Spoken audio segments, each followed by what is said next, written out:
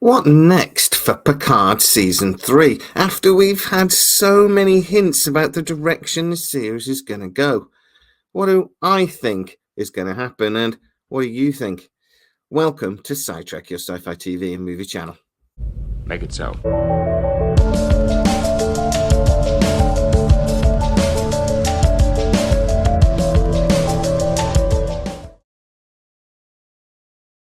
So, unlike a few people out there that I'm not at all jealous of, I hate you all, I have not seen beyond the first episode of Picard Series 3.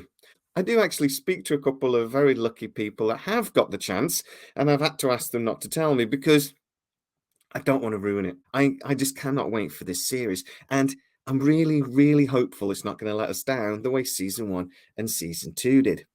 But in the spirit of the excitement of looking forward to this series, I thought I would do a little video where I would talk about what has been hinted at from the first episode and a few things that I've picked up on that I think might be telling us where the rest of the season is going.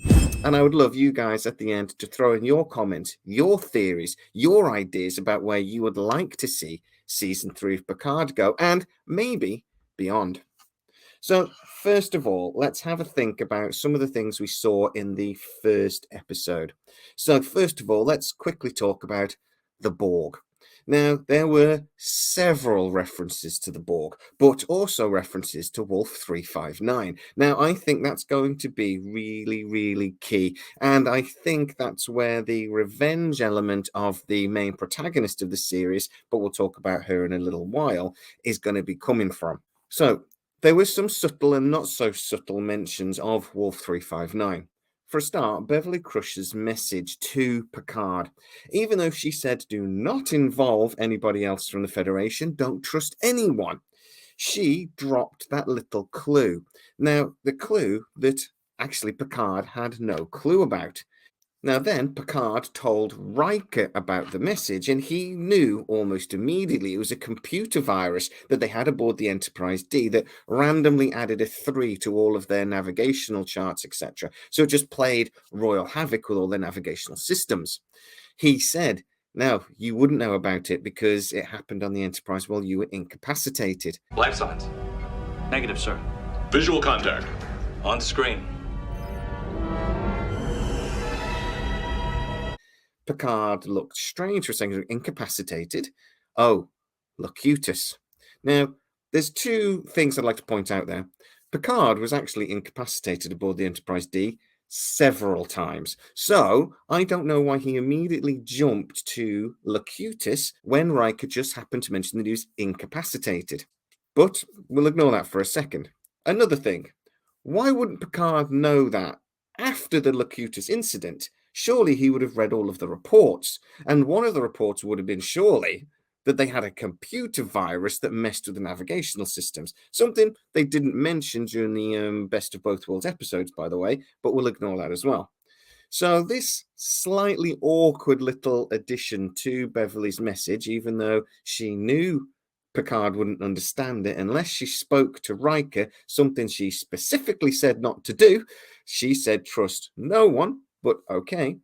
It did give the writers the opportunity, I believe, just to bring up Locutus. And by bringing up Locutus, you point us back towards Wolf 359. Now, there were also an Easter egg in the final credits of Picard Season 3. And if you've looked at things like Trek Culture and their amazing breakdown of the episode, you'll probably know what I'm talking about.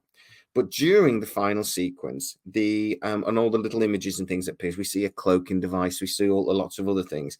We actually did see a schematic of the USS Constance. The USS Constance was reported missing in action on stardate 4402.3. That is the stardate of the Wolf 359 battle. So again, a not so subtle hint that that's where they're going with this series of Picard. That whatever the captain of the Shrike, this Captain Vadic, is so annoyed about and is so up for blood over, it's got to be something to do with Wolf 359. So we'll talk about that a little bit more in a second. But while we mention Captain Vadic and her battleship, the Shrike, let's have a wonder. Let's have a think about where that vessel has come from. So, first of all, we actually see the ship, and it's pretty imposing. It really reminds me of the scimitar from Star Trek Nemesis, with the big sticky outy hand and the claws and the. 52 disruptor banks, 27 photon torpedo bays, primary and secondary shields. She's a predator. It is actually named the Shrike. The Shrike is a type of bird of prey. It's a little bird of prey, and it's a nasty little bugger. It's only a couple of inches big, but it'll take on animals much bigger than it. And it's got this really spiky beak, and it's known for like fucking jabbing into the back of their heads of its prey and snapping their necks. Nasty little bird. But by calling it the Shrike and by naming it after a bird of prey, can we assume that this vessel is Romulan origin? Now, when I first saw the Shrike in the trailers running up to it, I thought it's Borg technology. And I knew there were going to be lots of Borg references throughout the series. But I have had a thought since. What if it's Romulan hybrid Borg technology? We know that the Romulans have got the artifact. They have access to a Borg cube. So they also have access to Borg technology. Now, from this first season of Picard, we're not really sure what the state of the Romulan Empire is. We believe they've lost their homeworld, the supernova. The Federation was going to try to evacuate their homeworld, but kind of failed. We also know from season 2, though, that they still have command of massive fleets because we saw it. So the Romulan Empire is not on its knees. It's not dead. It is still very capable.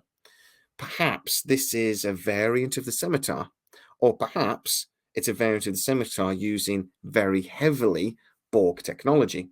We also know that from the trailer, when the Shrike goes toe-to-toe with the Titan A gets its ass handed to it. So this is going to be a very capable battleship. It actually looks like at one point the Shrike takes on 2 Federation starships and hands both of them their ass. So very capable starship. So is this a variant of the scimitar? Potentially.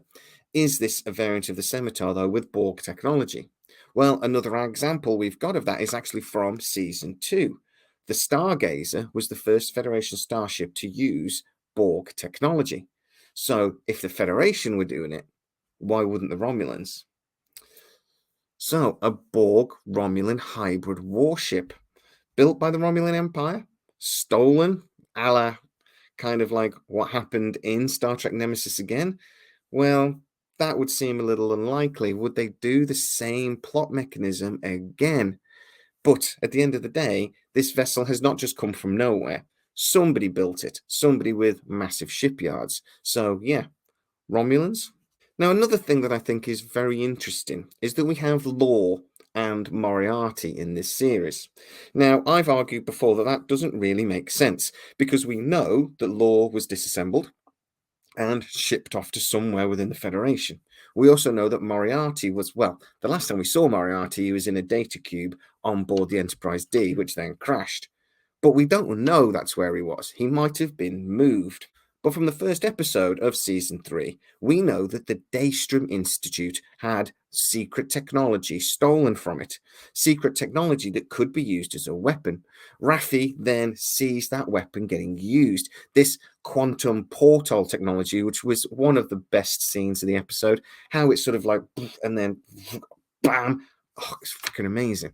Now, sometimes the Daystrom Institute is also called the Daystrom Institute of Robotics. So all of a sudden, if this secret technology was stolen from there, wouldn't it make sense, actually, that that's where the Federation would send Lore for research purposes and potentially send Moriarty, Moriarty being a sentient program. So surely, for a robotics or anybody working in artificial intelligence, he would be a very interesting character to research. So perhaps that's how Lore and Moriarty end up in Picard Season 3, because they were stolen from the Daystrom Institute along with the weapons that we've already seen get used. Now, also, Beverly Crusher talks a lot about don't trust anything within the Federation. Don't trust anyone. You can't go to the Federation. Now, that tends to suggest that either what's going on, Beverly knows the Federation won't support Picard, or potentially that the Federation has been infiltrated somehow. and that actually there are elements within the Federation that will not be on Picard's side. Now, again, if the Daystrom Institute was sort of burgled, would that really make sense? Or would it make more sense that there is somebody on the inside of the Federation that is supporting this Captain Vadic, and these weapons and this technology was allowed to be taken? So again, I think there's going to be more than just an enemy, potentially the Romulans, attacking the Federation. I think there's going to be an element from within the Federation that Picard and etc. need to deal with. Perhaps that's where Raffi and Worf's storyline is going, before Worf then ends up joining the rest of the TNG crew.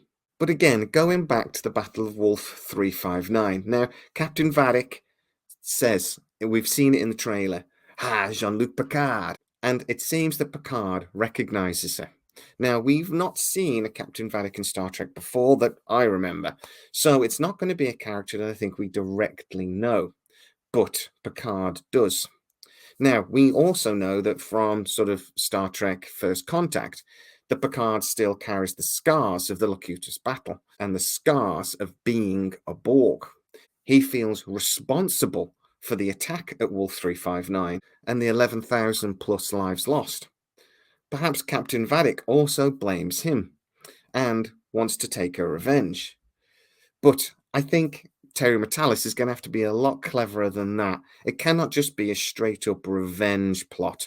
There needs to be a lot more going on, because if you want revenge, you don't get hold of a warship like the Shrike and just go after Picard. But we actually know that's not the case anyway, because the Shrike actually isn't going after Picard. He's going after Beverly Crusher. Beverly Crusher, who has dropped off the radar for 20 years, potentially just because of her son? Picard's son? I don't know. That would again be maybe a little bit too obvious, and I'm hoping that's not the way we're going, but he's got an English accent, so... But the Shrike is going after Beverly. So Beverly knows something or has uncovered something. Picard's involvement now is just because Beverly called for help. Now, that is going to be something that Captain Vadic would seem to be very happy about. And even though she might have a beef with the Federation, she 100% has a beef with Picard too. So, how is this all going to be pulled together? I'd love for you to get into the comments and tell me your theories. Where am I right? Where am I wrong? Where are we going in the next few episodes of Picard? Get into the comments and tell me exactly what you think. If you are new to the channel, please like, subscribe, hit that bell notification, really helps us out. And if you really want to support the channel, consider hitting the join button. Also, check the description. There's loads of links to our Facebook page, TikTok, Discord server, merchandise, blah, blah, blah, blah, blah. Go and check it all out.